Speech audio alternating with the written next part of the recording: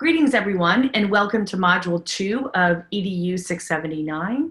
Dr. Anita Stewart-McCafferty here. In Module 2, we will be focusing on being able to identify effective teacher moves and align them to the InTask set of standards.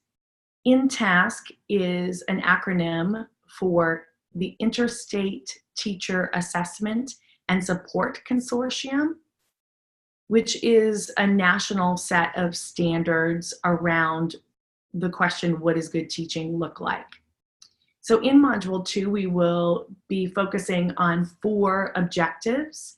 The first, to be able to identify effective teacher moves from videos of classroom instruction. The second, to align observational data from videos of classroom instruction to the InTask standards. The third, to develop probing and reflective questions for use in post-observation conferences. And the fourth, to use the Praise, Probe, and Polish observation form for collecting classroom data and guiding feedback conversations.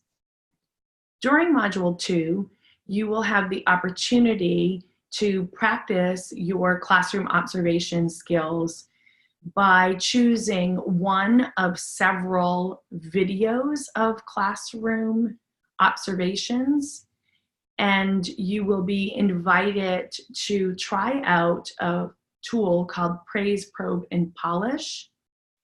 And the idea of the Praise, Probe, and Polish form is to help you think about both success feedback and also next step or constructive feedback for the teacher. During that practice video classroom observation, you will have the opportunity to explore and get to know the InTask standards a bit more deeply. There are 10 InTask standards, and you will have the opportunity to align what you witnessed or observed from the videos to those standards. You will have several reading assignments for this module. You'll be asked to read from our Kim Marshall text, chapters 2 through 4. Chapters 3 and 4 of that selection focus on the idea of mini observation and will help prepare you for the mini observation assignment that you will begin in Module 3. You'll also be asked to read an article called The Widget Effect, and then respond to the widget effect through a post in the discussion board of your takeaways, questions, and concerns after reading the widget effect, and also reading what your colleagues have to say about the concepts from the widget effect. You'll be encouraged to set up a time and confirm a time with a colleague where you'll be able to go into their classroom to observe for 10 to 15 minutes for next week's module assignment.